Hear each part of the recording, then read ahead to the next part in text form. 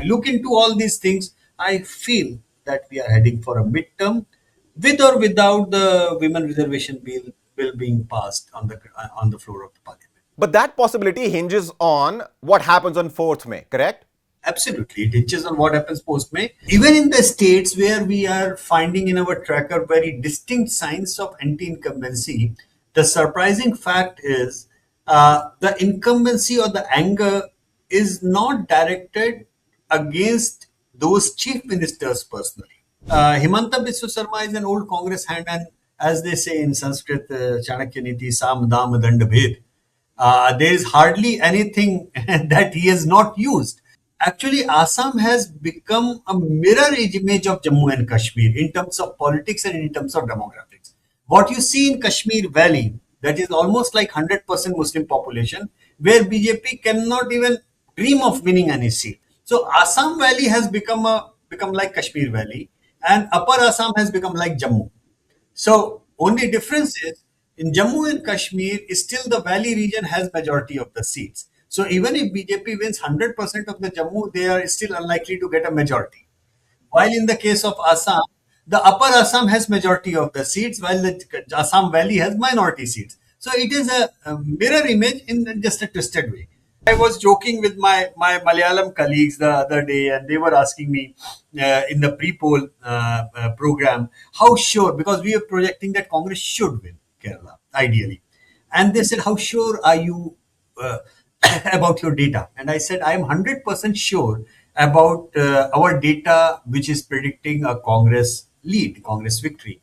And I am 200% sure that Congress will work overtime to prove me wrong. I think we all of us underestimated Edappally Palaniswamy, because the game plan of the BJP by projecting Annamalai and everybody was to basically consume AIADMK and become the default position. That did not happen. So Edappally Palaniswamy's main victory is not whether he can become the chief minister. His main victory is that he forced the BJP to drop their plan and come to the negotiating table and negotiate at his terms, With scenes of vociferous back and forth between the government and the opposition in the parliament over the delimitation bill and women's reservations still fresh in the voter memory, 4 states, 1 UT are all set to go into elections.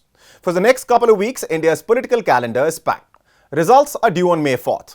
The big question to be asked at this point is if the outcome should be considered a verdict on the performance and promises of the Modi government. Then there are more equally important questions, like will Mamata Banerjee be able to defend her settle in West Bengal, for instance? Will Himanta Biswa Sarma win Assam again? What will happen in Kerala, Tamil Nadu and Puducherry? If there's one man who can answer all those questions without losing breath, it is Yashwant Deshmukh, India's most closely watched psephologist. Yashwant, thank you so much for taking out the time. Welcome. Always a pleasure. Always a pleasure. Yashwant, how busy are you these days? Considering 4 states and a UT are going into elections, and while states were gearing up for elections, the Modi government decided to bring delimitation and women's reservation into the conversation. So to begin with, let's just talk about the overarching themes first. So tell me, how should these elections be seen? Should these be seen as a verdict on the performance and promises of the Modi government or local issues? Well, one way of looking at this particular round is a very interesting phenomena of pro-incumbency, and how in the last 25 years or so, we have seen CEO-style working chief ministers beating incumbency. So I guess in all the 5 states, the chief ministers, for good or the bad reasons, whichever way the news cycle can look at them, the fact remains that all of them are proactive, and all of them are hands-on managers of their political constituency, and it seems that that if their aggressive style of campaigning holds the sway, they are not to be written off in an anti-incumbency emotion. Even in the states where we are finding in our tracker very distinct signs of anti-incumbency, the surprising fact is the incumbency or the anger is not directed against those chief ministers personally. It's more it's pretty much like what we had seen in Odisha last 2024, where extremely popular chief minister, in fact in our mood of the nation for almost 10 years consistently, Naveen Babu came as the number 1 chief minister. And by the way, When he lost the election in 2024, even in losing the election, he polled more votes than the BJP. So from the democratic parameters, the guy delivered. I mean, you look at it that way. I think the anger against few governments is visible. There, it is there, but that anger is aimed more at the bottom of the pyramid in terms of governance of against the MLAs, against the MPs, against the party cadre, against the system of governance that works within the party cadre, but not much anger against individually against any of these chief ministers, which are going into the elections right now. Let me ask you the question which everybody has been asking, but at this point, the answer to which is not clear. And that is, as all parties were busy in preparing for the election, figuring out the ideal campaign calendars and so on, why do you think the BJP decided to trigger a conversation about women's reservation and, of course, delimitation? Because BJP knew that it doesn't have the numbers. Well, it seems like, I mean, because look at what BJP has at stake in here. I think they have got Assam. They have to defend Assam. They have Puducherry. They have to defend Puducherry. I mean, let's keep these two aside. But then in the three states of Kerala, Tamil Nadu, and West Bengal, I think they are directly at equity in West Bengal, where they are competing with Mamata Banerjee. Now, Mamata Banerjee is one hell of a political player. BJP tried its level best to brand Mamata Banerjee as anti-Hindu, pro-Muslim kind of thing. So pro-Muslim was struck, but she is still not branded as anti-Hindu because a significant chunk of female voters and Bhadralok voters still sticking to Mamata Banerjee in West Bengal. And I think BJP could sense that unless they go ahead and crack the equation of female voters somehow in West Bengal, they don't really stand a very good chance of capturing Reuters building in that way. So I think that was one aspect in one state. Another state would be the state of Tamil Nadu, where ADMK was primary poll of women voters because of J. Jayalalitha for a really long time for the female voters. But after her death, ADMK has been finding it difficult to get hold of that female vote base. So this is why, even though in the name of federal structure, attack on the federal structure and everything, Mr. Stalin went out of the way to oppose, this bill in parliament. But Edapally Palaniswamy was rank silent. I mean, there was nothing as such, anything coming on that side. So that clearly tells us that uh, the government possibly was trying, if they can force these TMC and DMK to abstain from voting, that will bring the number of the people on the floor down, and then two-third majority to pass the bill might be easy. If they vote against the bill, then in that case they will campaign that these parties are anti-female, and try to swing female voters in Tamil Nadu towards ADMK and taking chunk of female vote away from TMC, and that will crack, give them a shot at these two states. So I think it would not be wrong to assess that BJP's game plan was pretty much working in that direction. That if we win, then we win. If we lose, then we win. So it's that kind of thought process while going ahead with this bill. Okay, all right. So let's say whatever BJP's game plan is in this case, including, of course, attracting female voters and painting the opposition as the villain. Within a matter of few days from now, Assam, West Bengal, Kerala, Tamil Nadu, Puducherry will go into elections. So is there enough time for BJP to spread that message? Will it even percolate down to the female voter at the bottom of the pyramid? Let alone for it to have the desired impact from BJP's point of view. Personally speaking, I agree with you that it's not much time, because but at the same time they were probably they wanted Kerala and Assam to let go of that part, because they didn't want to probably steer anything in Assam, They are very confident of winning. The trackers before the survey, when we were doing, we were also getting the same indication. In case of Kerala, they are the third party trying to influence the pan and everything. I think they were more focused on this. This is why it was so delicately balanced right between the first phase of the election and the second phase of election, so that the Assam and Kerala are done and before these things start. Puducherry is done and before these things start. Uh, I agree on this point. I also believe that they might not be having enough time. But honestly, these are the things which are generally analyzed better in retrospect. In a post-mortem analysis. Suppose if BJP manages to win any of these two states, then it will be called a masterstroke. If they do not win, then people will say, see, it did not have any impact. Either ways, we will know only when we will know. I mean, honestly, there is no answer to that. These kind of things, when I remember when they announced Ladli Behna scheme in Madhya Pradesh or Ladki Bahin scheme in Maharashtra, uh, at that point of time, nobody was believing BJP could manage to win Maharashtra after the 2024 Lok Sabha troubling that they received, in Maharashtra or for that matter in Haryana. But by announcing a scheme, they did manage to swing that election and swing in a massive, massive way. So female voters have absolutely arrived. These are the states where they were not in a position to offer a scheme which they could deliver partially before the polling with the hanging fruit that okay, if we win back again, the rest of the scheme will also be delivered like in other states where they are in power and remain in power. Here they are in opposition, probably. So welfare announcement of any welfare scheme, we have seen just mere announcement is not something which works.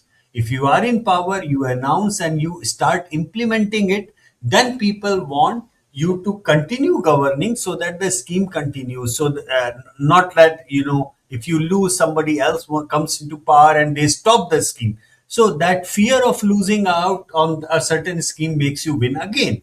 Here in this case, you are very much in a position.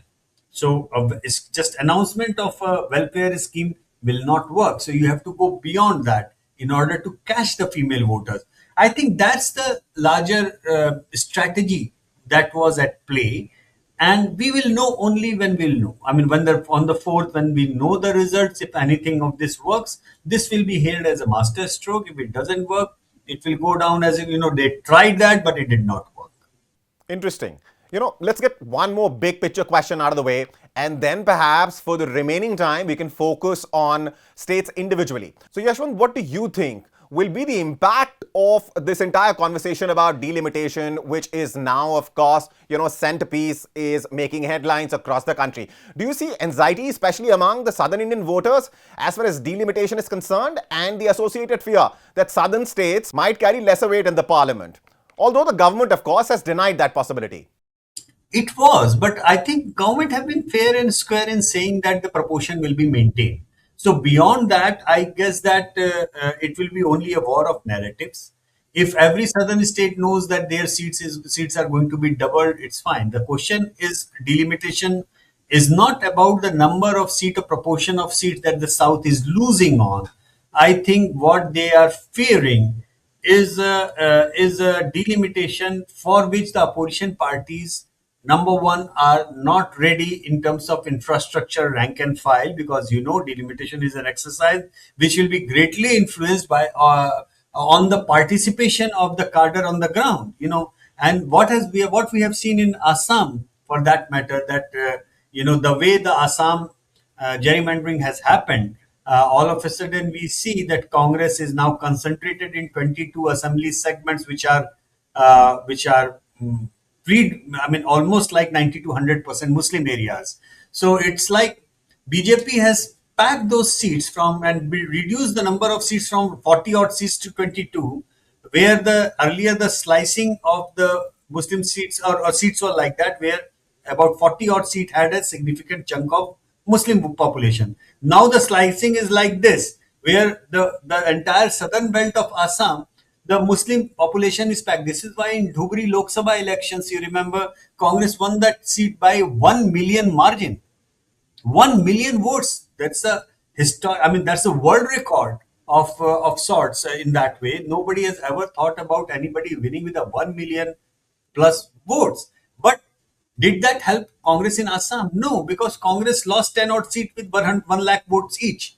So, how does it help you if you are winning one seat by 1 million plus margin and losing 10 seats by 1 lakh each? Your vote share at the state level would look like at par and equal with the BJP.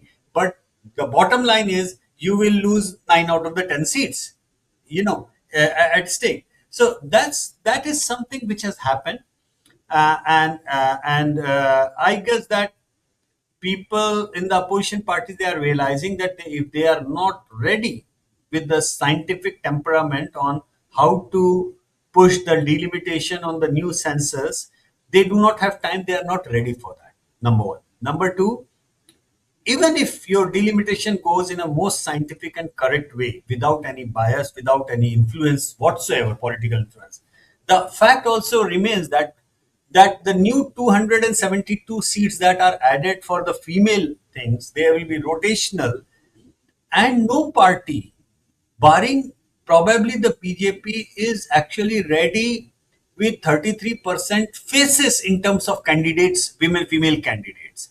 At best, what I have seen, Congress for that matter is the least prepared party for any of these things, because we know that Congress organizationally, structurally has weakened a lot. But even for the strong, very strong regional parties, I sense only Mamata Banerjee is ready with that many number of female faces. Take example of Samajwadi Party or RJD for that matter, or even Mr. Stalin for that matter, or any other regional party. You will realize they are relying mostly on a strategy, what we call a Sarpachpati strategy, that we will give the ticket to the wife or daughter of the sitting MLA or MP if that seat is blocked as a female seat. That is hardly a strategy. That's not a confirmed strategy to bring about a demographic leadership change, in that way. I think BJP is well prepared on that. If you look into very carefully, if you pick up any state for that matter, and look into the probable candidates for each party in these elections before the ticket distribution happened, you will realize that only 1 out of 10 in opposition probable list was a female. But in the BJP's list, there was almost 3 to 4 name out of 10 in various seats that you were getting female names. That had given us an idea that probably they have already started working on the ground on getting independent female leaders' name on probable candidates as and when the bill comes into effect.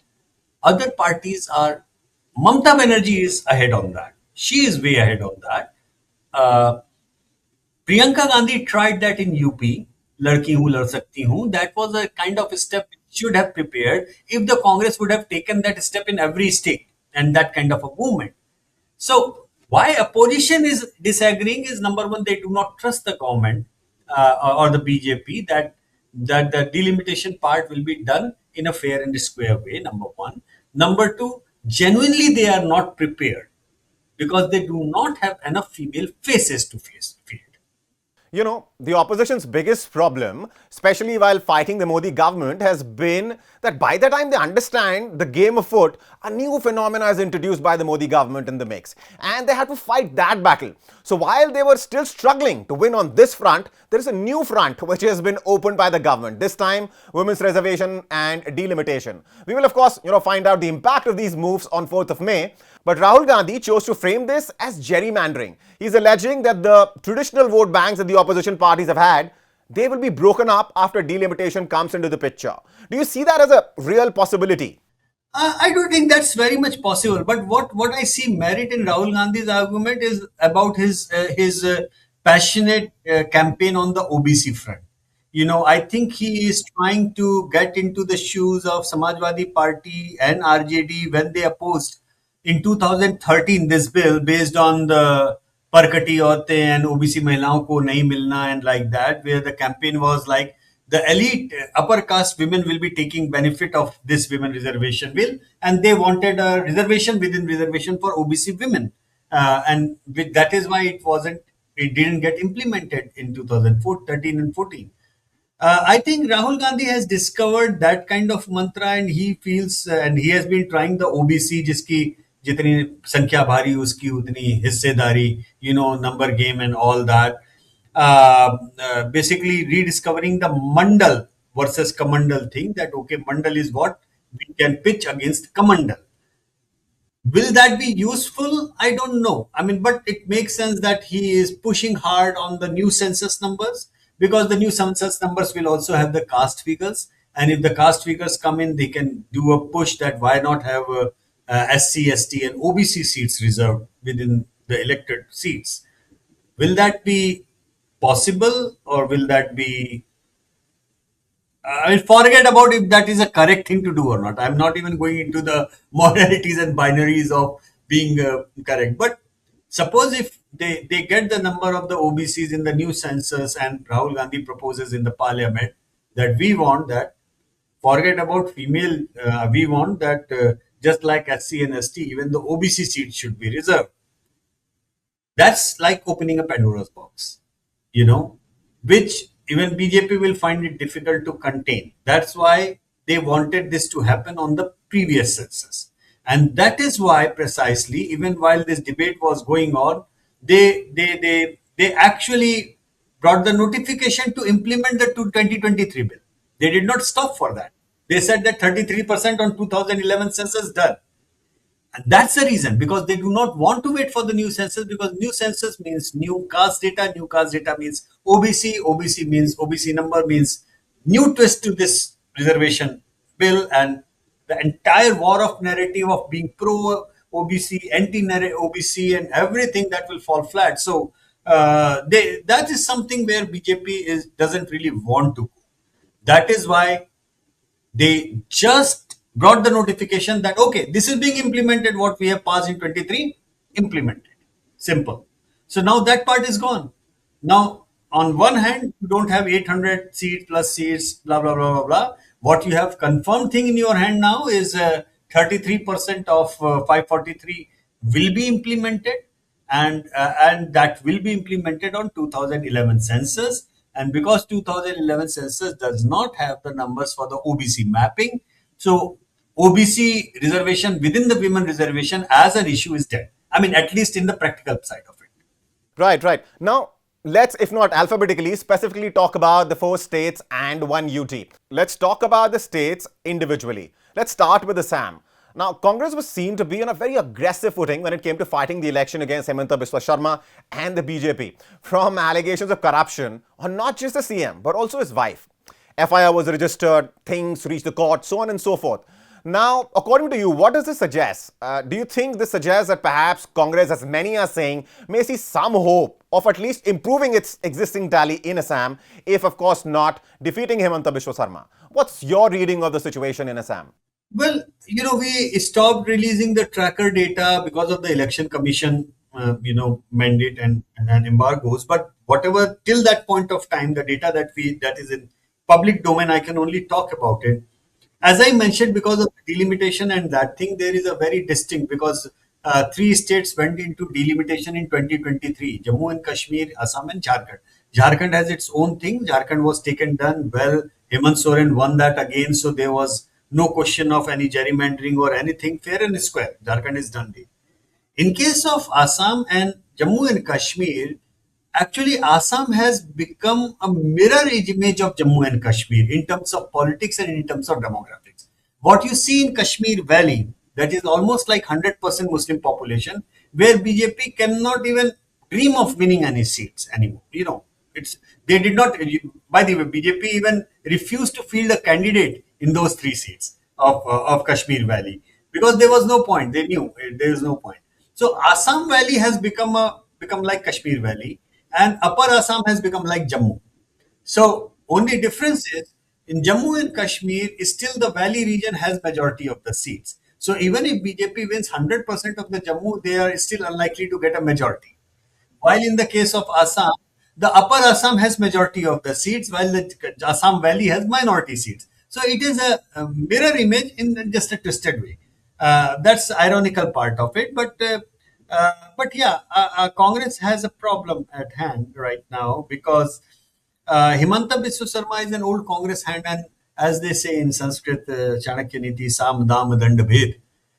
There is hardly anything that he has not used, in this campaign. And Congress at times had really difficulty in answering, to his whatever strategies that he was implying. So we will know. But what it seems from the data that we have published before the election happened, it seems that there is a very distinct polarization, and Congress is a top favorite among the Muslim voters of Assam, but is not so favorable seen as favorable among the Hindus of Assam. So that is something which is not really working in terms of electoral benefit, if I say, for the Assam Congress, because even if they win, just like in Dhubri Lok Sabha, even if they win all those 20 plus Muslim seats with overwhelming majority, like polling 18, 90, or even 100% votes in those seats, the problem is that those 22 seats will remain 22 seats even if you poll 100% in those votes. That will not become 23 seats. So the problem with Congress is that they need to break it into Ahomia politics of Hindu Assam, which at this point of time, I found them in a difficult and tricky position to venture into. I don't know how election results will come and how it will be proceeded. Congress has been a party of governance in Assam for a long time, and it took Himanta Biswa Sarma, an ex-Congress person, joining the BJP, which eventually flipped the state for the BJP. So we'll have to wait and watch. But whatever we gathered before the election, it seems like a difficult task for the Congress in Assam. And sort of a similar situation in Bengal, in the sense that votes that Mamata Banerjee has had, a lot of people are saying that, that has reached its saturation point, in the sense that voting percentage, perhaps for her and her party, cannot go further up. BJP has successfully, in the meantime, planted itself as a principal opposition party. What's your reading of the situation in West Bengal? Mamata Banerjee, of course, is, fighting the election with the same vigor that we have known Mamata Banerjee, the CM, the politician, the kind of result BJP has been hoping for. What's your reading of the situation in Bengal? Well, West Bengal, one thing is clear, that they have become a default opposition pole. That is for sure. Because when in 2019, they won 18 odd Lok Sabha seat, many people said that, it's one of the things, one of phenomena. And by the time the elections happen, the left will gain, the Congress will gain, and BJP will coming down. And good or bad of it, but the thing is that the fact is that the BJP has become one pole of anti-Mamata thing, and they have they have held on to that 40% vote share block approximately in West Bengal. Now Mamata Banerjee enjoys West Bengal like a sprinter in a 100-meter race, where the starting block for her is at 30 meters. Because of the Muslim population of that state, is demography like that vote is going to her. Barring few seats in Murshidabad and Malda region, where some of the Congress candidates might win due to their individual popularity. But as a party, Mamata Banerjee is the sole beneficiary of Muslim votes. Now she only has to add 10% female and 10% urban Bhadralok to make a block of 50%, a quiche of almost 50% vote to win the election. While the BJP is holding on to about 40% of the anti-Mamata. Now, because of the SIR and its implication, we don't know how many seats eventually will get affected because of that. And this again, unfortunately, is something which we can be sure of only in a post-mortem analysis. I don't think that we will get answers to that right now, because we don't know how many seats are actually getting affected with the close margin, high margin. We don't know. Having said that, having said that, as I said in the start of the program, There is an anger against TMC government. There is an anger against TMC's rank and file, their party structure, their cadre, and everything. Issue of corruption, issue of female safety, all these are things. But all those issues of corruption, they land at the doors of TMC and the government, not personally at the doors of Mamata Banerjee's residence.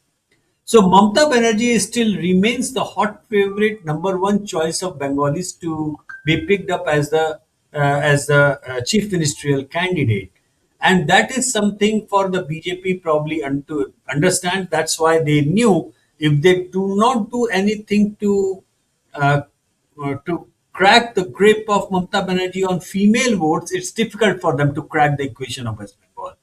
This is why this bill probably would reignite their chance of saying or branding Mamata Banerjee or the TMC as anti-female and like that. Let's see how it goes.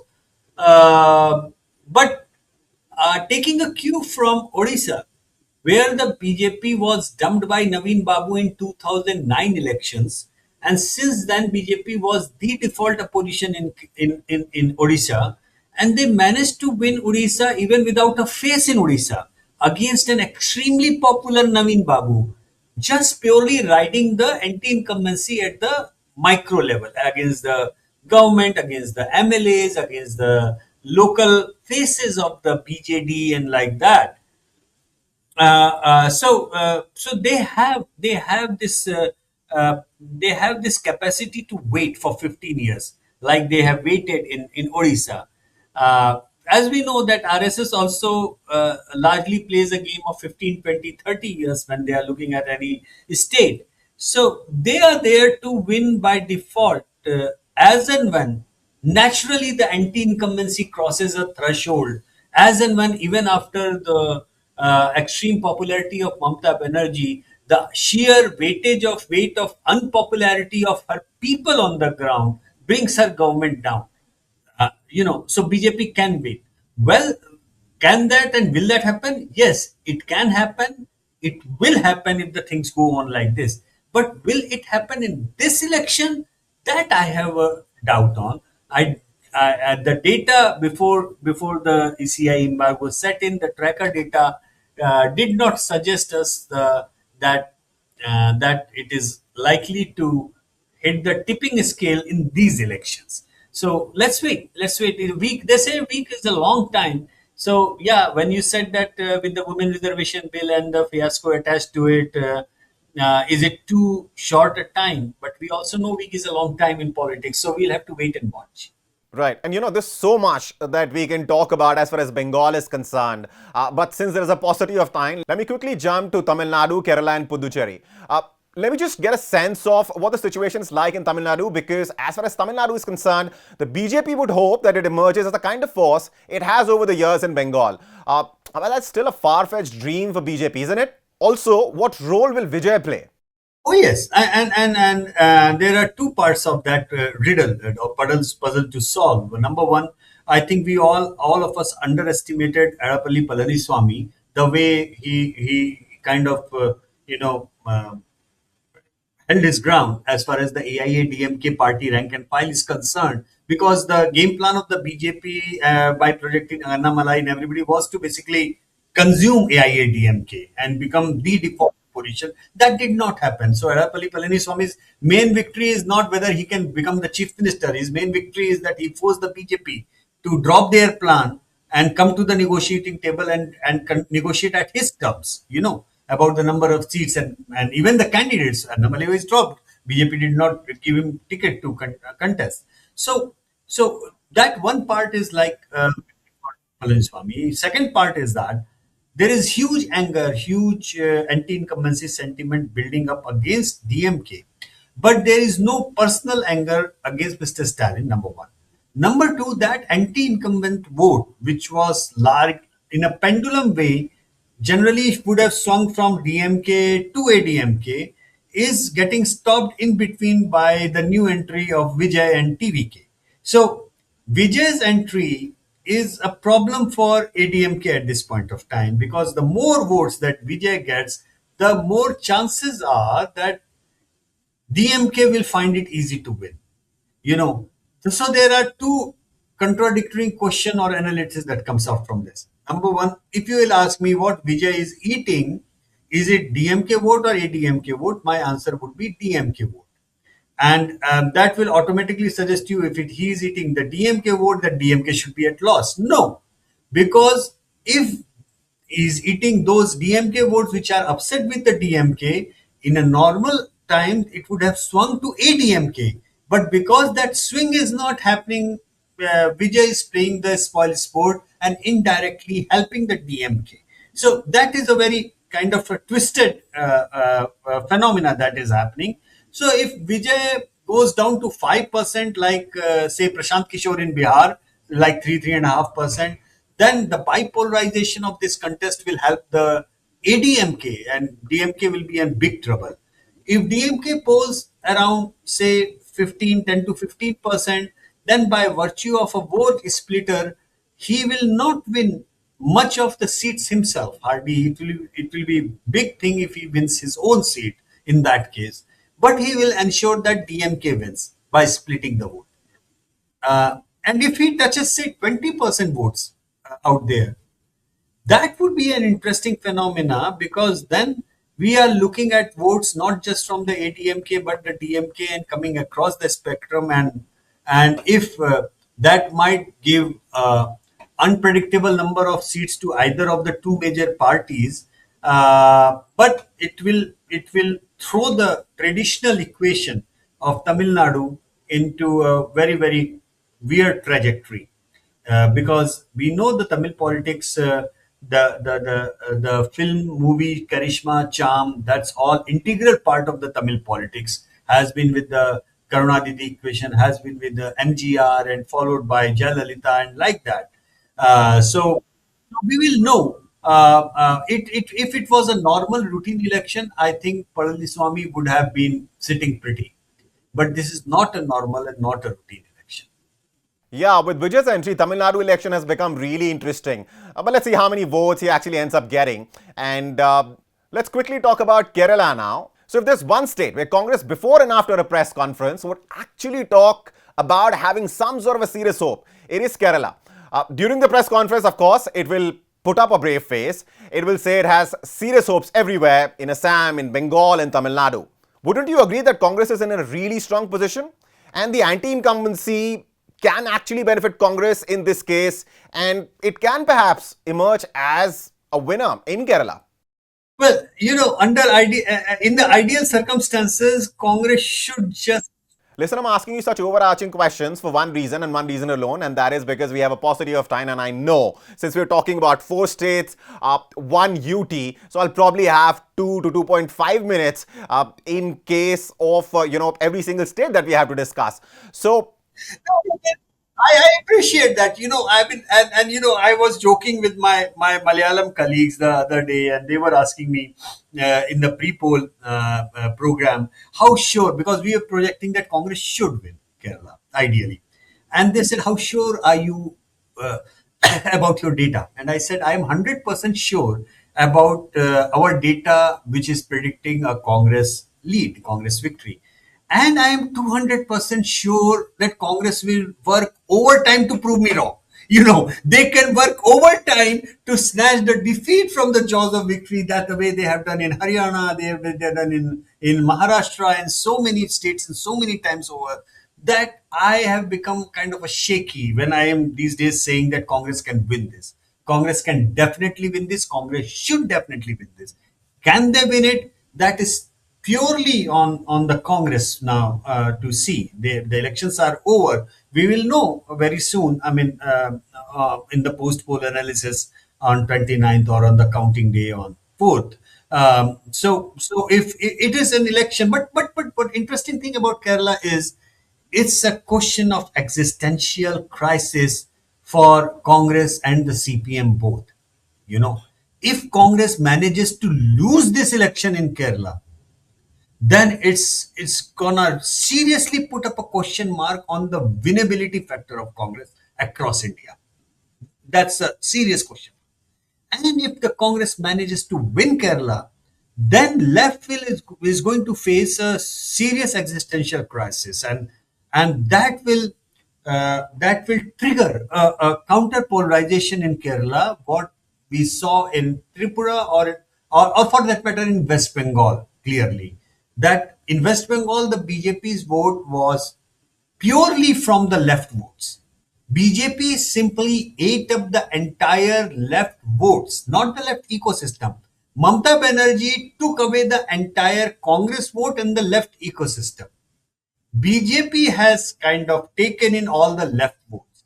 So left has become a big zero in West Bengal because BJP has robbed left front of its votes. So much for the ideological commitment, by the way. Can you ever imagine, can you find another example saying that, oh, the entire Democrat Party went swung the Republican way, or the entire Tory swung the Labour way? Nowhere in the world it has happened like that. It tells you what kind of shaky ground the ideological politics in India has remained so far. And I am absolutely sure if loses this election in Kerala, BJP is going to do a West Bengal in Kerala because they are looking at the same vote. For all practical matters, CPM is the Hindu party of Kerala.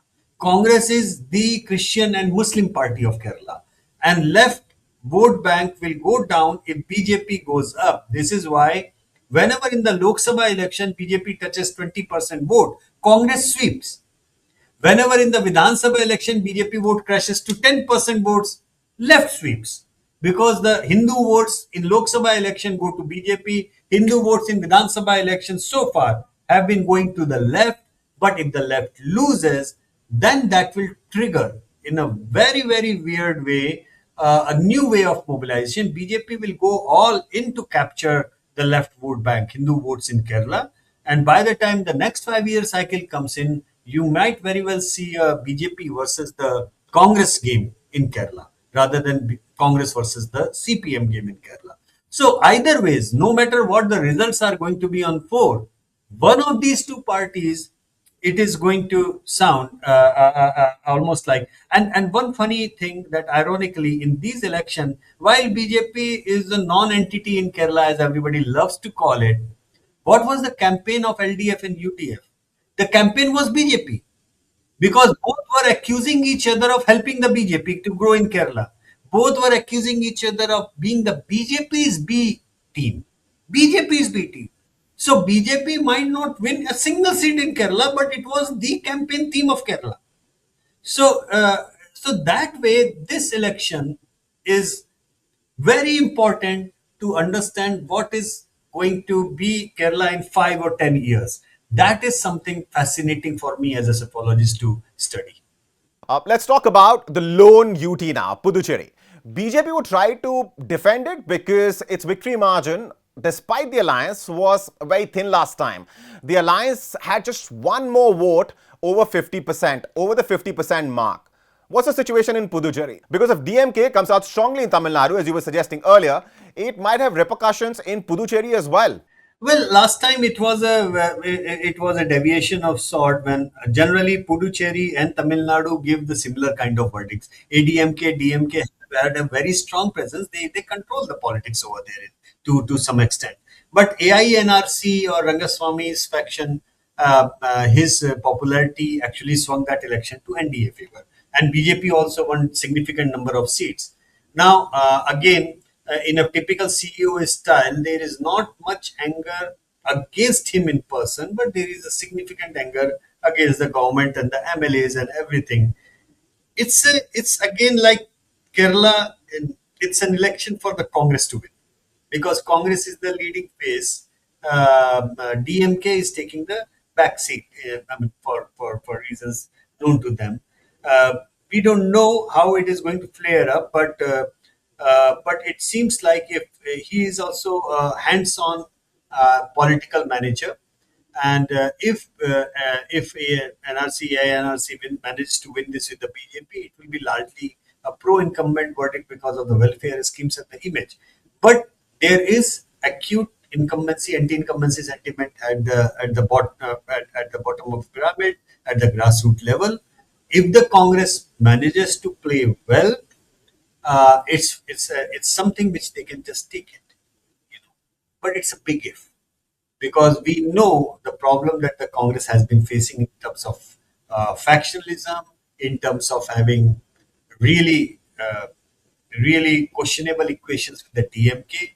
Remember, against the DMK, they were campaigning almost. Their senior leaders were calling Congress to come out of the coalition and go with Vijay. We all know that what we have seen in Tamil Nadu. So not everything is in pink of itself. Not everything is nice and like that. So let's see. Let's see. A lot many things may tell me that Congress as a party has a lot to gain in many states and even in India, provided they play it correctly. And somehow, post 2024 Lok Sabha election, all of a sudden, when they got into 99 seats tally, it was like, okay, now if they win Maharashtra, now if they win in Haryana, or for that matter, if they win big time in Jammu region, become a partner in JNK government, we could have seen a resurgence of the Congress. But what did we see instead? We saw all these states, BJP winning, Jammu including BJP swept Jammu. So it only helped Omar Abdullah to form a government without the Congress, dumping the Congress in that way unceremoniously. And in Jharkhand, Hemant Soren won the mandate, but it was Hemant Soren's personal mandate. Congress was nowhere in the picture to take any credit of that mandate. So all said and done, Congress has a lot of ground to cover organizationally, in a campaign, in the leadership, and everything in between. It's for them. I hope they win. If they win Kerala, if they win Puducherry, then all of a sudden you will be looking at a southern landscape where, barring Andhra Pradesh, all the southern states are with the Congress or the Congress alliances, and that will give a different flip to a narrative of Congress resurgence. But if Congress loses, say Kerala, Congress loses Puducherry, I mean that would be a dampener for them, and it would be another crisis after crisis. Yashwant, Congress last time, and correct me if I'm wrong, managed to get just 2 seats in Puducherry. And halfway mark, or the victory mark in this case, is 16, right? So the difference between these two numbers is massive. You still think? Yeah, that's right. You are right. You are right. And even then, I'm saying it's not something they cannot do. But the thing is that, are they serious about doing it? Last time, I don't remember when I saw Congress doing some serious campaign in Puducherry. I don't remember that. I go there very often. I'm a regular visitor to that place, and I keep on observing. It's not something which they cannot do, but they are organizationally, they are just not present. You see a party which is aggressive as an opposition, you see them on the ground, you see them every now and then doing something on the ground, a rally here, a small thing there, some kind of demonstration there. Uh, just waking up right before the election and thinking that by default the anti-incumbency platter is gonna come on the table for them to eat. That kind of a passive campaigning is a thing of the past, I think. This is an era where pro incumbency is the thing which is in, because of proactive CEO style chief ministers across India. The including the big number of chief ministers of the opposition parties, not just the BJP. So they have to crack the code. And unfortunately, I do not see them cracking that purely on the organizational matters. It's a big brand. Imagine that even in the worst of the times, the Congress is still getting 20% votes in India in Lok Sabha, which is almost like every fifth voter voting for the Congress, right? So it's a great brand, and 20% is a solid vote bank to build up the party on.